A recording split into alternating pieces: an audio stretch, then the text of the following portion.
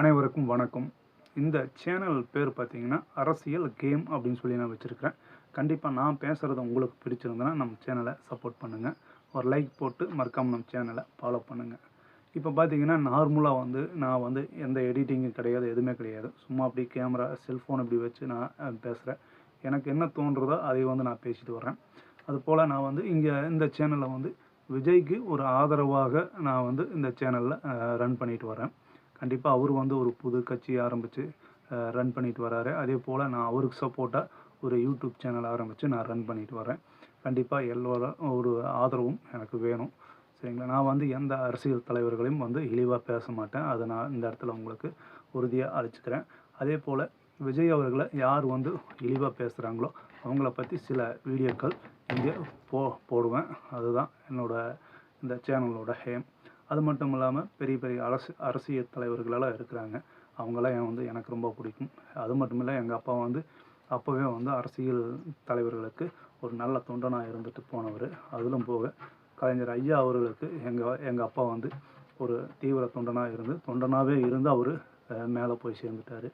அவருக்கு எந்த ஒரு பதவி கிடைக்கல, எதுவும் கிடைக்கல. ஆனால் அந்த மாதிரி இருக்கும் பட்சத்தில் நம்ம புதுசாக இப்போ விஜய் நான் விஜய் ரசிகர் தான். விஜய் ரசிகராக இருக்கும்போது அவர் ஒரு கட்சி ஆரம்பித்து அவர் வரும்போது அவருக்காக ஒரு யூடியூப் சேனல் ஆரம்பித்து நம்ம ரன் பண்ணலான்னு சொல்லி ரன் பண்ணியிருக்கேன். கண்டிப்பாக சில விஷயங்களையும் ஊடகங்களில் இருந்து தான் நான் பார்த்து தான் உங்கள்கிட்ட பேசுகிறேன். சில விஷயங்களை நானே பேசுவேன். இந்த மாதிரி இருக்கும்போது பின்னாடி பேக்ரவுண்டு எதுவுமே கிடையாது. சும்மா நார்மலாக உங்கள்கிட்ட பேசுகிறது தான். கண்டிப்பாக நான் பேசுகிறது உங்களுக்கு பிடிச்சிருந்ததுன்னா ஒரு லைக் போட்டு நம்ம சேனலை சப்ஸ்கிரைப் பண்ணி ஃபாலோ பண்ணுங்கள்.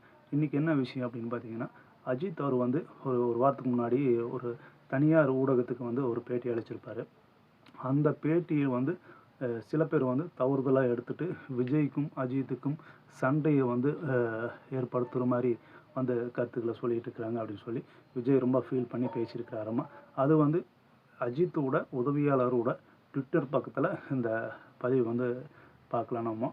அந்தளவுக்கு அஜித் நான் விஜய்க்கு நல்லது தான் சொன்னேன், இது தப்பாக எடுத்துட்டாங்க, அதாவது கவர்மெண்ட்டும் மக்களும் ஒன்றுக்குள்ளே ஒன்றா இருக்கணும் அப்படின்னு சொல்லி நிறைய கருத்துக்களை அஜித் அவர்கள் பேசியிருக்கிறாரு. அது பார்க்கும்போது நம்மளுக்கே ரொம்ப மனசு வேதனையாக இருக்குது. என்னடா அப்படி பேசியிருக்கிறாங்க, அப்படி பேசியிருக்காங்க. அவருக்கு தெரிஞ்சிருக்கு அவருக்கு எந்த அளவுக்கு ஒரு பாதிப்பை ஏற்படுத்தியிருக்கிறாங்க அப்படின்னு சொல்லி பார்க்க பொழுது நிச்சயமாக நம்மளுக்கு தெரியுது. அதே போல் நம்மளும் யாரையும் குறை சொல்லாமல் நம்ம என்ன பேசணுமோ நேர்மையாக நம்ம பேசிட்டு போகணும். இது இன்டர்நெட் உலகம். இந்த உலகத்தில் யாருக்கு வேணால் பேசுகிறதுக்கு உரிமை இருக்குது. நல்லதை பேசி நல்லதை முடிப்போம்.